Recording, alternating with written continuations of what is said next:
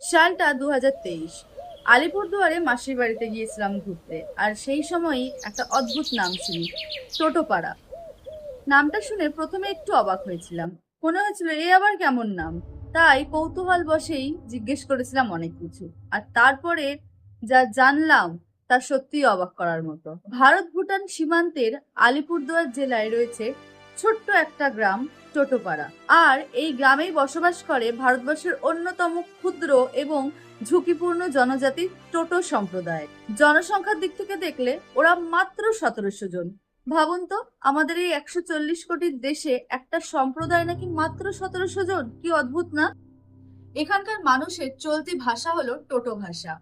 UNESCO অবশ্য এই ভাষাটিকে critically endangered language হিসেবে ঘোষণা করেছে। এর অর্থ হলো সময়ের সাথে সাথে এই ভাষাটিও কিন্তু হারিয়ে যেতে পারে যে কোনো সময়ে। এই গ্রামের পাশ থেকে বয়ে গেছে তোরসা নদী, অর্থাৎ বোঝাই যাচ্ছে বর্ষার সময় এই জায়গার কি অবস্থা হতে পারে। তবে শুধু বর্ষার সময় বলে নয়, যে কোনো সময় এদের অবস্থা সত্যি অনেকটা শোচনীয়।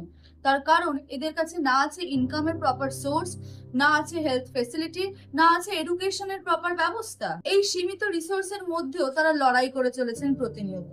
লড়াই করে চলেছেন রীতা টোটোর মতো মেয়েরা। রীতা টোটো এই উপজাতির প্রথম মহিলা গ্র্যাজুয়েট। 2018 সালে তিনি গ্র্যাজুয়েশন পাশ করেন এবং সর্বোপরি বলা যেতে পারে টোটো উপজাতিদের মধ্যে থেকে এখনো পর্যন্ত মাত্র 4 জন গ্র্যাজুয়েশন পাশ করেছে।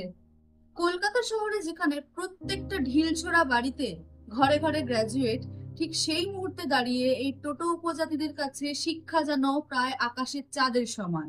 কথা মনে রাখতে হবে, 1700 জন হোক অথবা 17 জন, জীবনের স্বাদ পাওয়ার অধিকার সবার সমান। তাই তোরসা নদীর ওপর যদি পার্মানেন্ট কোনো ব্রিজ তৈরি হয়, তাহলে হয়তো তাদের জীবনটা কিছুটা সহজ হলেও হতে পারে।